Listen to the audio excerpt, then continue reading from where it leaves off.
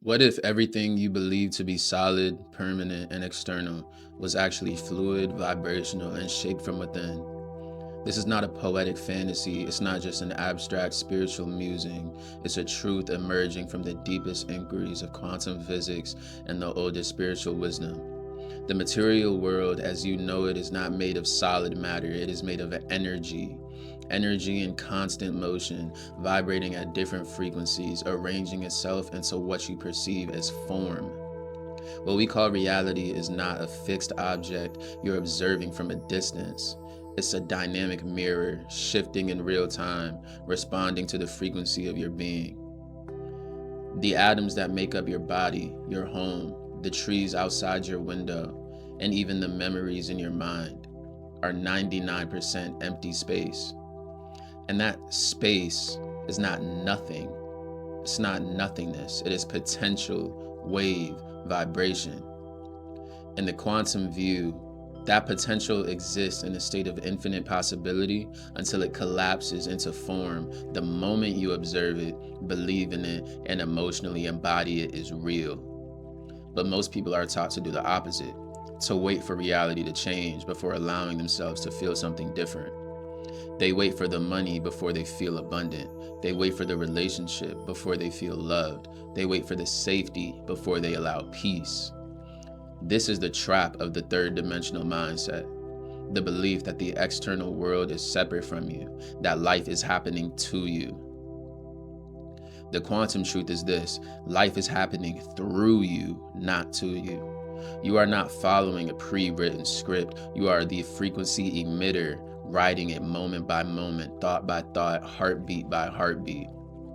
Max Planck, the father of quantum theory, said, "All matter originates and exists only by virtue of a force. We must assume behind this force the existence of a conscious and intelligent mind. That mind, that force, is not far away. It is not hidden in some unreachable dimension. It is within you. You are not just the observer of reality, you are the transmitter shaping the field itself. Every emotion you feel is a frequency. Every belief you hold sends a signal. In the quantum field, the invisible ocean of vibrating intelligence responds not to what you say you want, but to what you vibrate as truth. If you visualize abundance but feel fear, the field reflects fear. If you affirm love while vibrating doubt, the mirror returns doubt. The universe does not judge. It does not analyze your worthiness. It reflects instantly and precisely the signal that you are sending. This is where the shift begins. You are not here to beg the universe for better outcomes. You are here to remember that you are the frequency that generates those outcomes. Think of moments where everything seemed to align effortlessly, or when nothing worked, no matter how hard you tried. The difference wasn't your effort, it was your state of being. Your current reality is not random. It is a perfect vibrational match to the energy you've been emitting, consciously or unconsciously. And here's the liberation in that. If you created it, you can recreate it. Not by fighting what is, but by changing the broadcast itself. By changing the frequency that's being emitted to the universe. Imagine standing in front of a flawless mirror. You smile and it smiles. You frown and it frowns. The mirror doesn't care about your intentions. It reflects exactly what is in front of it. The quantum field operates the same way. It's not personal, it's precise. It doesn't reward or punish, it simply reflects coherence or the lack of it. If your inner world is saturated with fear, guilt, scarcity, or doubt, the outer world will match that vibration. Not to harm you, but to reveal you to yourself, to make the unconscious conscious. This is why manifestations seem blocked. The block isn't out there, it's energetic misalignment. The gap between the image you hold in your mind and the signal your nervous system is actually sending.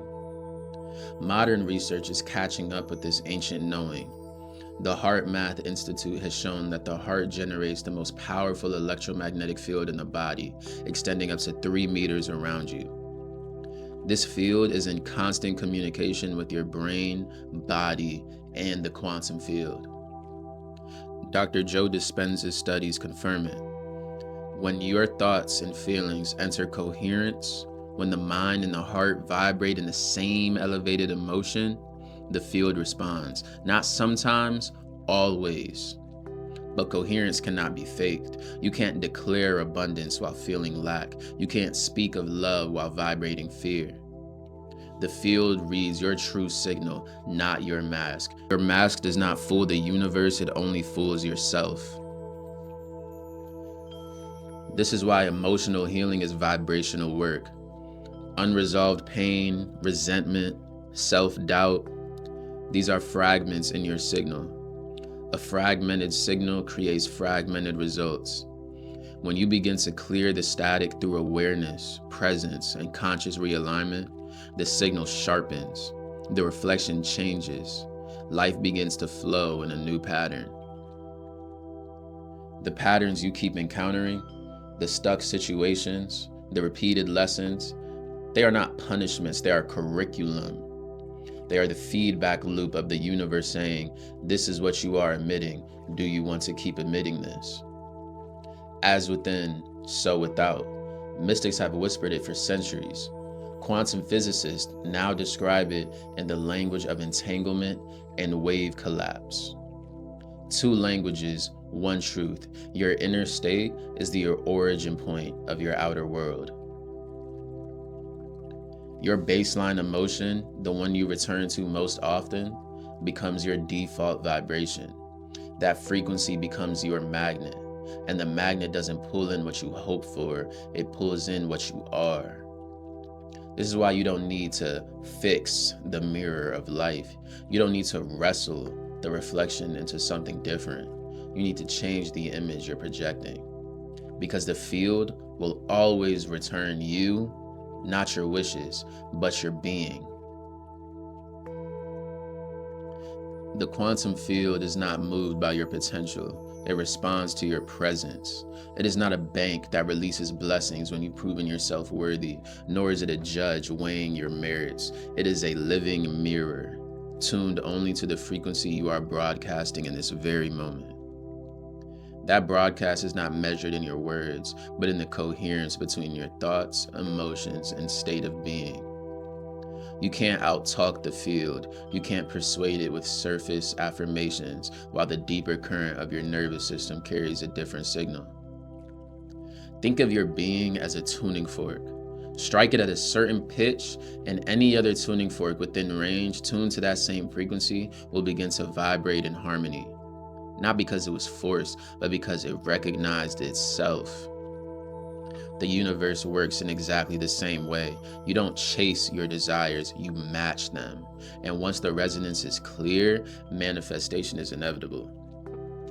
This is why so many people work tirelessly toward a goal and still find themselves locked out of the experience they crave. Their actions and their energy are playing 2 different songs. As Dr. Joe Dispenza teaches, your thoughts are the electrical charge you send into the quantum field, and your emotions are the magnetic charge that draws matching experiences back to you. Together, they form your electromagnetic signature, the sum total of the signal you are broadcasting. Change either the thought or the emotion, and the signal changes. Change both in harmony, and the field reorganizes around you. Abraham Hicks distilled this into a single truth. You are a vibrational transmitter. You cannot not offer a vibration. Even when you're not trying, you're still creating. So the real question is, how do you shift the command you're sending into the field? Not by wishing. Definitely not by begging. Not even by repeating mantras until you're hoarse in the throat. The shift happens when you embody a new frequency, when you begin to think the thoughts, feel the emotions, and take the actions of the version of you who already lives your desired reality. When you do this, you're not pretending, you're rehearsing your future into the present. And the field, incapable of telling the difference between a vividly imagined state and a physical one, begins to match you. Neuroscience even confirms this. The brain doesn't distinguish much between real experience and deeply felt imagination. When you repeatedly think a thought while generating its corresponding emotion, your brain begins to wire new neural pathways. Your chemistry shifts, your posture, your voice, your behavior subtly changes.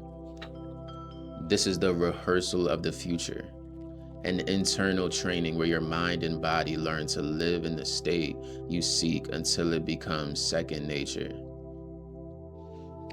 Alignment is the decision to stop being the seeker and start being the transmitter. It's when your inner dialogue no longer contradicts your vision. It's not reaching outside for the dream, it's clearing space inside for the dream. Rehearsal is the practice of emotional familiarization. You wake up and feel into abundance before you see it. You inhabit love before someone else validates it. You walk as the one who already knows. Becoming is the irreversible shift. The moment you stop imagining the new self and start living as the new self, it's not performance, it's remembrance. You're stepping into a pattern of being that was always encoded in your soul. This requires letting go of the outdated identity that's tethered to the past, the one that thrives on hesitation, self-doubt, and unworthiness, the one that negotiates with fear before every move. Becoming is not about adding something new to yourself, it's about removing everything that is not your essence. Neville Goddard said, "Assume the feeling of the wish fulfilled, not to trick the universe, but because feeling is the language of the field." Frequency speaks louder than words, and frequency is built on sustained emotion. Self-sabotage isn't always dramatic. Sometimes it's subtle, an inner pause before acting, the quiet belief that you're not ready yet, the background hum of "what if I fail?" The field hears that hesitation as clearly as any spoken word, not in language but in vibration, and it reflects accordingly. Greg Braden speaks of a responsive field, one that molds itself around the unspoken, unseen signals of the human heart. Your deepest held beliefs, your inherited programming, even the emotions you've numbed out of awareness, they all vibrate. They all contribute to the signal. This is why presence is so essential.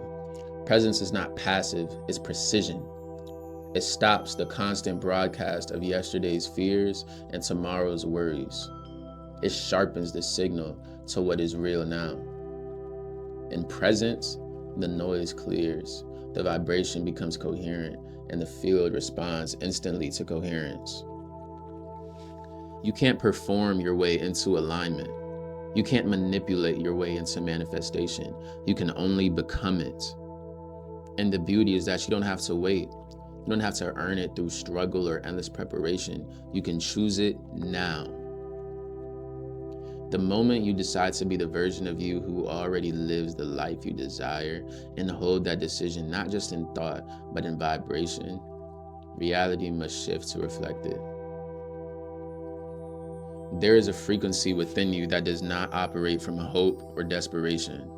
It doesn't need to strive for change because it is the change. It doesn't shout through endless affirmations. It whispers in coherence. It breathes in stillness. It moves through surrender. Most people miss it, not because it's hidden, but because they're too busy searching outside for what only exists within. Manifestation isn't something to make happen. It's something you allow. The field doesn't respond to force. It responds to alignment. When you enter this frequency, your breath deepens. Your nervous system calms. You no longer try to convince the universe of your worthiness because you remember that you are the universe. When you live from vision instead of memory, from coherence instead of conflict, life transforms. You stop asking, "When will it come?" and start knowing, Of course it's here. I am. Neville Goddard said, "You are already that which you want to be. Your refusal to believe this is the only reason you do not see it." The field is always listening, always reflecting, always matching. The question is, who are you being right now?